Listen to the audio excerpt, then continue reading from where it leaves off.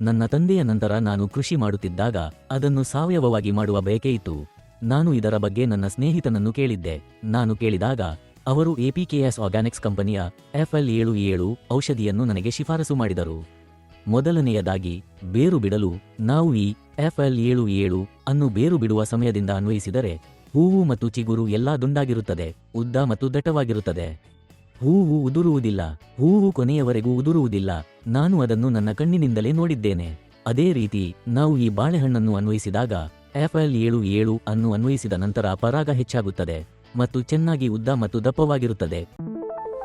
ನಮಸ್ಕಾರ, ನನ್ನ ಹೆಸರು ಸತೀಶ್ ಕುಮಾರ್. ನಾನು ತಿರುಚಿ ಜಿಲ್ಲೆಯಲ್ಲಿ ವಾಸಿಸುತ್ತಿದ್ದೇನೆ. ನಾನು ಸುಮಾರು 7 ಎಕರೆಗಳಲ್ಲಿ ಕೃಷಿ ಮಾಡುತ್ತಿದ್ದೇನೆ. ನಮ್ಮ ತಂದೆ ಮತ್ತು ಅಜ್ಜನ ಕಾಲದಿಂದಲೂ ನಾವು ಈ ಕೃಷಿಯನ್ನು ತಲೆಮಾರುಗಳಿಂದ ಮಾಡುತ್ತಿದ್ದೇವೆ.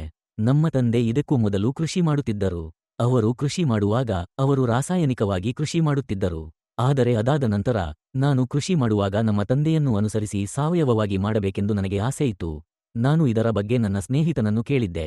ನಾನು ಕೇಳಿದಾಗ ಅವರು ಎಪಿಕೆಎಸ್ ಆರ್ಗಾನಿಕ್ಸ್ನ FL77 ಔಷಧಿಯನ್ನು ನನಗೆ ಶಿಫಾರಸು ಮಾಡಿದರು. ಅವರ ಶಿಫಾರಸಿನ ನಂತರ ನಾನು ಅದನ್ನು ಪ್ರಯತ್ನಿಸಿದೆ. ಆ ಸಮಯದಲ್ಲಿ ನಾನು ಬಾಳೆಯನ್ನು ಬೆಳೆಸುತ್ತಿದ್ದೆ. ನಾನು ಮೊದಲು ಬಾಳೆಗೆ ಕೊಟ್ಟೆ. ಅದು ಚೆನ್ನಾಗಿತ್ತು. ಅದರ ನಂತರ ನಾನು ಈಗ ಎಳ್ಳಿಗೆ ಸಿಂಪಡಿಸಿದ್ದೇನೆ. ನಾನು ಅದನ್ನು ಎಳ್ಳಿಗೂ ಕೊಟ್ಟಿದ್ದೇನೆ.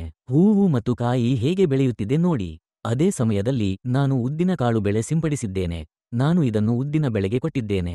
ಬೇರುಗಳು ಚೆನ್ನಾಗಿ ಬೇರು ಬಿಟ್ಟಿವೆ. ಉದ್ದಿನ ಬೆಳೆ ಚೆನ್ನಾಗಿ ಬೇರು ಬಿಟ್ಟಿದೆ ಮತ್ತು ಉತ್ತಮ ಕಾಯಿ ಹೊಂದಿದೆ. ಇದರ ನಂತರ ನಾವು ಕುರುವೈ ಕೃಷಿಯನ್ನು ನೆಡುತ್ತಿದ್ದೇವೆ. ಈ ಕುರುವೈ ಕೃಷಿಯಲ್ಲಿ ನಾನು ಈ ಔಷಧಿಯನ್ನು ಸಾವಯವವಾಗಿ ಬಳಸಲಿದ್ದೇನೆ. ಪರಿಣಾಮ ನಿಜವಾಗಿಯೂ ತುಂಬಾ ಚೆನ್ನಾಗಿದೆ. ಈಗ ನಾನು ನಿಮಗೆ ಈ FL77 ಅನ್ನು ಮೊದಲಿನಿಂದ ಹೇಗೆ ನೀಡಬೇಕೆಂದು ಹೇಳುತ್ತೇನೆ. ಮೊದಲು ಬೇರು ತೆಗೆದುಕೊಳ್ಳಲು ಈ FL77 ಅನ್ನು ಅದು ಬೇರು ಬಿಟ್ಟ ಸಮಯದಿಂದ ಸಿಂಪಡಿಸಿದರೆ ಎಲ್ಲಾ ಹೂವುಗಳು ಮತ್ತು ಚಿಗುರುಗಳು ದುಂಡಾಗಿ, ಉದ್ದವಾಗಿ ಮತ್ತು ದಟ್ಟವಾಗಿರುತ್ತವೆ. ಹೂವುಗಳು ಉದುರುವುದಿಲ್ಲ, ಹೂವುಗಳು ಕೊನೆಯವರೆಗೂ ಉದುರುವುದಿಲ್ಲ. ನಾನು ಅದನ್ನು ನನ್ನ ಕಣ್ಣಿನಿಂದಲೇ ನೋಡಿದ್ದೇನೆ. ಅದೇ ರೀತಿ ಈ ಬಾಳೆಹಣ್ಣನ್ನು ಸಿಂಪಡಿಸುವಾಗ FL77 ಅನ್ನು ಸಿಂಪಡಿಸಿದ ನಂತರ ಪರಾಗವು ಹೆಚ್ಚಾಯಿತು ಮತ್ತು ಹೂವುಗಳು ಕೆಳಭಾಗದವರೆಗೆ ಫಲ ನೀಡುತ್ತವೆ ಮತ್ತು ಉದ್ದ ಮತ್ತು ದಟ್ಟವಾಗಿದೆ.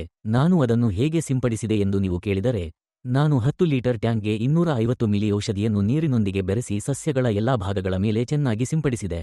ಪರಿಣಾಮವಾಗಿ ಸಸ್ಯದ ಬೆಳವಣಿಗೆ ಉತ್ತಮವಾಗಿತ್ತು. ಸಸ್ಯವು ತುಂಬಾ ಸಮೃದ್ಧವಾಗಿದೆ.